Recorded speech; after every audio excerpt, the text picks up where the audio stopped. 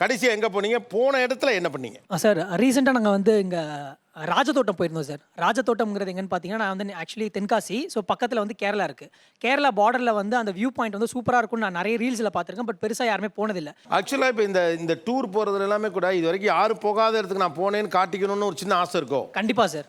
அது வந்து கண்டிப்பாக நமக்கு ஒரு எக்ஸைட்மெண்ட்டாக இருக்கும். இவன் மட்டும் எப்படி இந்த இடத்துக்குலாம் போகிறான், இவனுக்குலாம் எப்படி இந்த விஷயம் தெரியுது அப்படின்ற மாதிரி நிறைய பேர் கேட்பாங்க. அதே மாதிரி அந்த இடத்துல இருந்து நம்ம கத்தும்போது இந்த மூவிஸ்லாம் பார்த்துருப்போம். ஐ லவ் யூ அப்படின்னு கத்துனாங்க அப்படின்னு பார்த்தீங்கன்னா அது திருப்பி நமக்கே எக்கோ அடிக்கும். அப்படி என்ன கத்துனீங்க நீங்க?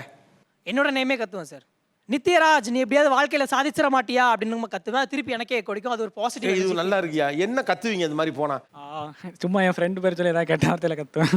ஏய் ஃப்ரெண்டு பேர் சொல்லி கெட்ட வார்த்தையில் திட்டியா? இல்லை இப்போ இவன் ஃப்ரெண்டு தான்.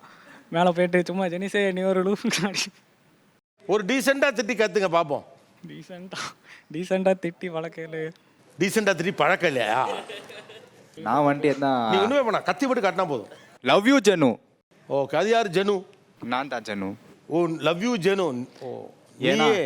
எக்கோ கேட்கும் இல்லை, ஆ. அதான் வேற ஏதோ பொண்ணு சொன்ன மாதிரி நினச்சிக்கின்னு. கொஞ்சம் லைட்டாக ஒரு மாதிரி டோப்பமைன் ப்ராப்ளம் இருக்குதான்னு நினைக்கிறேன் ஒவ்வொருத்தருக்குமே.